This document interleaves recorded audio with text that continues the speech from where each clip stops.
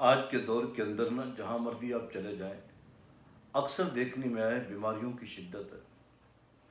اکثر لوگ بیمار ہوتے ہیں اور جہاں پر بیٹھتے ہیں اپنی بیماری کو شیئر کر رہے ہوتے ہیں، اور ان سے پوچھا جائے کہ بیماری کو شیئر کرنے کا وجہ کیا ہے، وہ یہ بتا رہے ہوتے ہیں کہ شاید میرا علاج ہو سکے، مجھے کوئی ایسا علاج بتا دے۔ پتہ بھی ہے اس بندے کو نہ کوئی ڈاکٹر ہے، نہ کوئی حکیم ہے، نہ کوئی طبیب ہے، بس اس لیے بتا رہے ہوتے ہیں کہ شاید اس نے کوئی نسخہ سنا ہو، یا کوئی اس کے پاس ایسی بات ہو جو مجھ تک آ جائے، میں اسے قرض کے فائدہ حاصل کر سکوں۔ یعنی ہمہ وقت ہم دنیا داروں سے ایسی گفتگو کر رہے ہوتے ہیں کہ جن کے کرنے سے شاید ہمیں کوئی جسمانی طور پہ فائدہ ہو جائے، یا ہمیں ایسا کوئی مشورہ پیش کر دے۔ مگر میں بتانا یہ چاہتا ہوں، جو رسول اللہ صلی اللہ علیہ وآلہ وسلم نے بتایا، جو میرے حضور نبی رحمت صلی اللہ علیہ وسلم نے اپنی امت کو بتایا ہے، خدا را حضور کی بات کو، اپنے نبی علیہ السلام کی بات کو ترجیح دیں۔ یقین کریں دنیا داروں کی باتوں سے بھی کوئی فائدہ ہو سکتا ہے، مگر رب محمد کی قسم، جو حضور نے، میرے نبی رحمت صلی اللہ علیہ وسلم نے فرمایا ہے، اللہ کے فضل سے میرے حضور کا فرمان بھی سچا ہے، اللہ کا قرآن بھی سچا ہے۔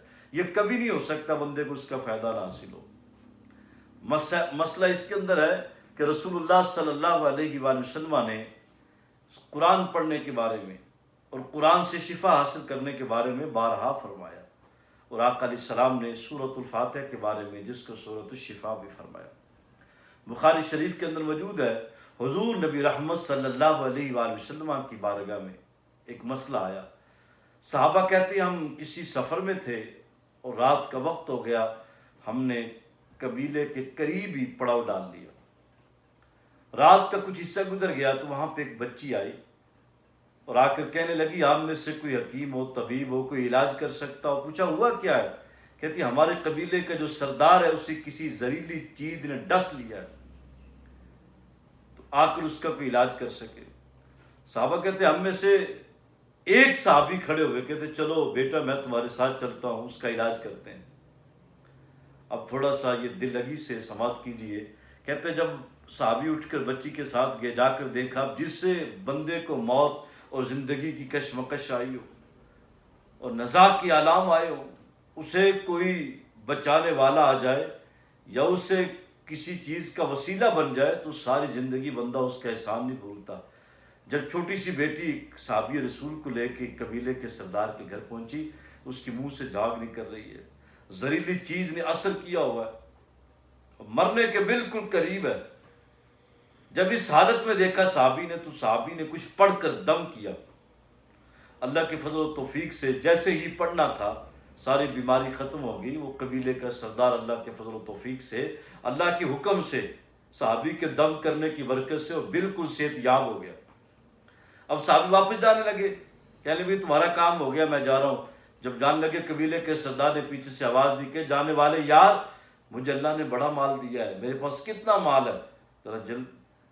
تو اسے روک کر کہا کہ یہ میری بکریاں ہیں، 40 بکریاں آپ کو تحفے میں دیتا ہوں، تو نے میری جان بچائی ہے۔ صحابی 40 بکریاں لے کے صحابہ کے قریب پہنچے نا، تو صحابہ نے پوچھا یار یہ بکریاں کہاں سے لے کے آؤ؟ کہتا میں ایسے ایسے کیا، قبیلے کے سردار کو دم کیا، اس نے بکریاں مجھے دے دی۔ صحابہ نے اعتراضات کیے، یہ مسئلہ رسول اللہ کی بارگاہ میں آقا علیہ السلام نے فرمایا بھی کیسے کیا، کیا پڑھا، یہ کیسی ملی؟ سب کچھ بتایا کہ یا رسول اللہ میں نے کیا پڑھا تھا؟ کہتے یا رسول اللہ میں نے سورۃ الفاتحہ پڑھ کے اسے دم کیا۔ پڑھنے والا صحابی تھا اور رسول اللہ کے فرمان پہ یقین تھا، اللہ کے قرآن پہ یقین تھا۔ تو میرے آقا علیہ السلام نے اس وقت بھی فرمایا یہ تو سورۃ الشفا ہے، اللہ نے جو میری امت کو عطا فرمائی ہے۔ تو میرے آقا علیہ السلام صحابی سے فرمایا جو تجھے بکریاں ملی ہیں نا، 40 بکریاں، ان بکریوں میں سے میرا حصہ بھی نکال اور صحابہ کو بھی حصہ عطا فرما۔ یعنی آقا صلی اللہ علیہ وسلم نے سورۃ الفاتحہ کے بارے میں سورۃ الشفا فرمایا ہے۔ آپ روزانہ چلتے پھرتے کوئی آپ سے پوچھتا ہے نا قرآن پڑھنے کے بارے میں، قرآن کا بتائیے۔ جب قرآن کے بارے میں بتائیں گے، ایک آپ کو ثواب بھی ملے گا، آپ کی آخرت بہتر ہو جائے گی۔ قرآن اپنے بچوں کے بارے میں، ہم بڑے بڑے ڈاکٹروں کے پاس جا کے مہنگے سے مہنگا نسخہ بھی لکھوا رہے ہیں اور میڈیسن پر کتنا یقین کر رہے ہیں، یہ سب یقین بالکل ختم ہونے والے ہیں انشاءاللہ الرحمن۔ میرے حضور کا فرمان قیامت تک ہے اور قیامت کے بعد بھی چلے گا۔ اور یہ قرآن آج بھی ہے، انشاءاللہ الرحمن جنتی قرآن کی تلاوت جنت میں بھی کریں گے۔